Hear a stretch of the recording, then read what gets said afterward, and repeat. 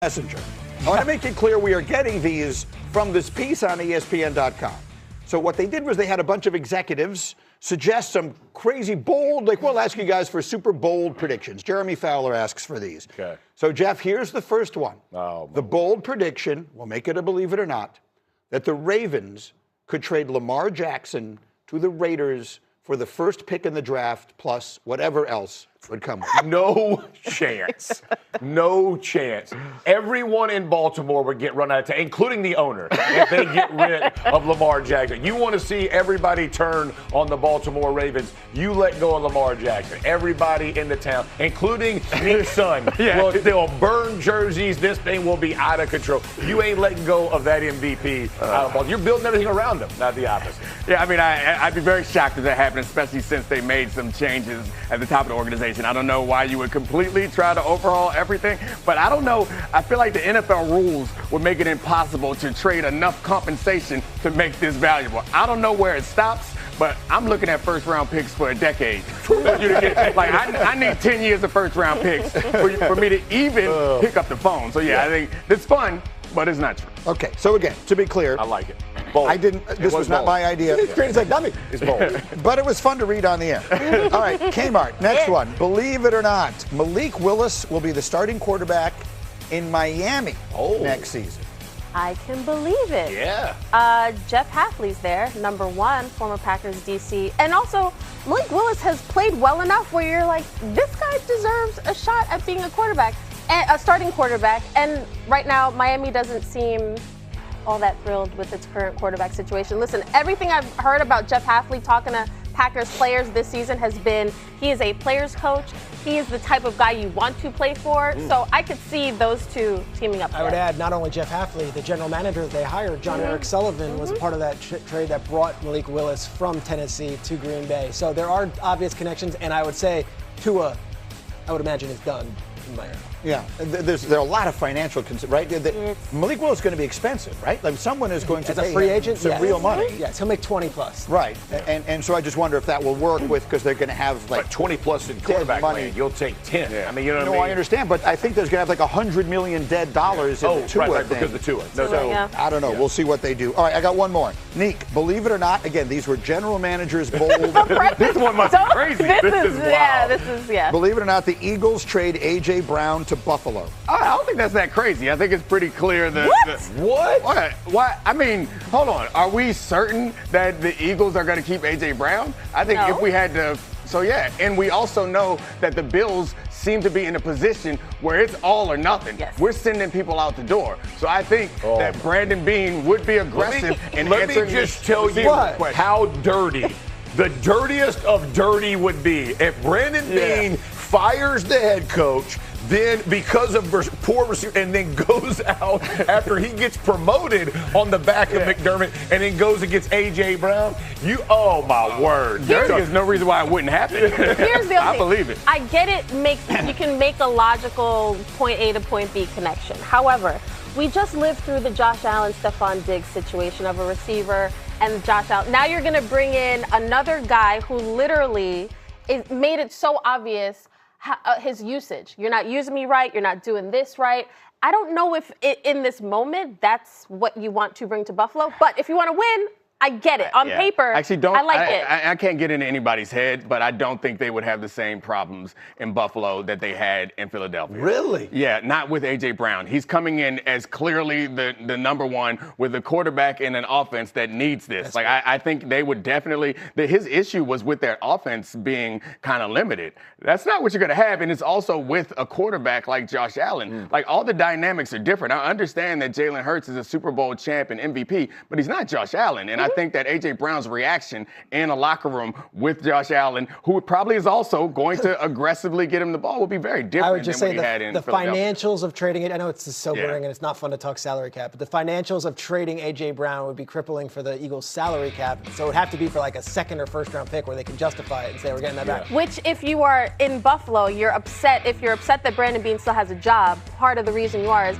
what has he done in the draft? That's what fans are sort of clamoring about. If you give up draft picks I'm going to say this right now. Howie Roseman, A.J. Brown, he is a good player. You don't just get rid of good players. It's going to have to be something massive. He was frustrated. I get all those things. That is a hard let go. I'm just telling you, that's a hard let go, bro. Can we talk about the coaching situation in Buffalo? Because that's an interesting one. They're going to have a news conference here in 10 minutes that you've said might get contentious. The fans are restless there with the upgrading, if you will, or what's the word I'm looking for, the promotion that Brandon Beane got and the firing of Sean McDermott. But one way or another, they're going to hire a new coach, and Josh Allen's going to be involved. And as we've been sitting here, the requests have been coming in fast and furious for coaches. So just to give you a rundown now, Brian Daboll has been invited and requested. Lou Anarumo, the defensive coordinator of the Colts. I just got this one. Grant Udinski, the 30-year-old Jacksonville Jaguars offensive coordinator who does not call plays, has been requested to interview with the Buffalo Bills. I would imagine the 4 teams remaining, several of those coordinators, they cannot be interviewed until the season's over. They'll be requested. But to your point, the insight that I got in Buffalo, Josh Allen will have a voice in who the next head coach is going to be. But here's what they want. Buffalo wants a CEO. You're talking about what makes a good head coach. They want a CEO and somebody who has a clear vision of how to get this team over the hump. It'll be interesting for a first-time head coach. Is that where they go, or do they go somewhere else?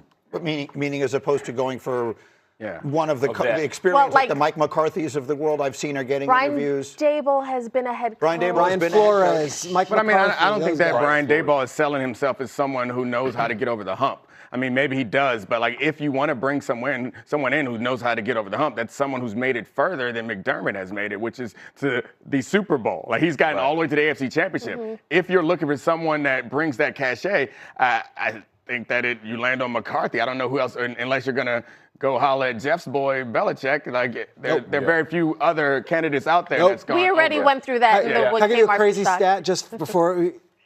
No NFL quarterback has played in more playoff games without making a Super Bowl than Josh Allen. That's 8 games. Do you know the next one? 5. Phillip Rivers. So that's a 3-game. Like there was change necessary. Agreed. How do you get him to that next step? I love. There are moments in the NFL when rumors aren't just noise. They're signals. Not confirmations, not guarantees, but indicators of where pressure is building and where opportunity might suddenly appear. And right now, Chiefs Kingdom, one of those signals is getting louder, not because it was reported as fact, but because it keeps coming up in conversations among NFL executives themselves.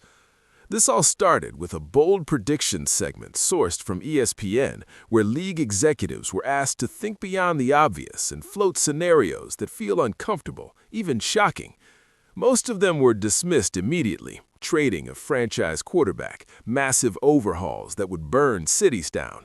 Fun to talk about, impossible to execute. But buried in that conversation was one idea that refused to die, a name that kept resurfacing, a name that changes offensive math the moment it enters the discussion: A.J. Brown. Originally framed as a hypothetical involving other AFC contenders, the reason that rumor matters has nothing to do with those teams. It matters because it exposes a league-wide truth. When executives start casually debating the availability of an elite receiver like A.J. Brown, it means teams believe a window could exist. And when a window opens, the Kansas City Chiefs are always one of the franchises best positioned to climb through it. Let's strip this down to football reality. A.J. Brown is not a speculative talent. He is one of the most physically dominant wide receivers in the NFL, a true alpha. He beats press coverage, he wins contested catches, he punishes defensive backs after the catch, and most importantly, he forces defensive coordinators to commit resources before the snap. That alone changes everything. Now look at Kansas City. Over the last 2 seasons, the Chiefs have continued to win, but the offense has changed. It's become more methodical, more surgical. Defenses have leaned into patience, daring Kansas City to string together long drives and make 0 mistakes. And while Patrick Mahomes is capable of that, asking him to be flawless every week is not how you extend dominance. It's how margins tighten. This is where the idea of A.J. Brown becomes dangerous for the rest of the league. In Andy Reid's system, a receiver like Brown doesn't just rack up stats, he bends coverage. Safeties can't cheat, linebackers can't sit shallow, corners can't play soft. Every adjustment creates space somewhere else, and when Patrick Mahomes sees space, games break open fast. What makes this rumor even more interesting is the context around it. Discussions about A.J. Brown aren't happening because of poor performance. They're happening because of frustration, usage, and long-term financial realities. Elite receivers eventually want clarity. They want to be the focal point. They want alignment between talent, scheme, and quarterback trust. Kansas City offers that alignment. This wouldn't be about forcing the ball. It wouldn't be about ego. It would be about structure. Mahomes doesn't lock on to receivers. He distributes stress across the entire defense. An elite WR1 in this offense doesn't just get targets, he gets efficiency, he gets leverage, he gets opportunities defenses cannot take away without paying somewhere else. Financially, the Chiefs are one of the few contenders who consistently structure contracts creatively without gutting the roster. Shorter windows, incentives, guarantees aligned with availability and production. This front office has proven time and again that it can add star talent without destabilizing the foundation. Culturally, it's an even cleaner fit. Kansas City's locker room is built on accountability. Roles are defined, expectations are clear. Players who arrive understand immediately that winning comes first. For a player like A.J. Brown, stepping into that environment would remove the noise and refocus everything on football. And zooming out, this is the most important part. The Chiefs are not chasing relevance, they are defending a standard. Every offseason move is about staying ahead of how the league is trying to solve them. When executives openly debate bold scenarios involving elite offensive weapons, it tells you something. Teams know Kansas City is still the measuring stick. A.J. Brown to the Chiefs would not be a panic move, it would be a power move, a reminder that even after redefining the league once, this franchise is still willing to evolve again. Rumors like this don't mean a trade is imminent, but they do mean the league is thinking about how to stop Kansas City. And history has shown that when that happens, the Chiefs usually strike back before anyone's ready. This is how dynasties stay alive, not by reacting late, but by recognizing moments early. If this perspective made you see the rumor differently, share your thoughts in the comments.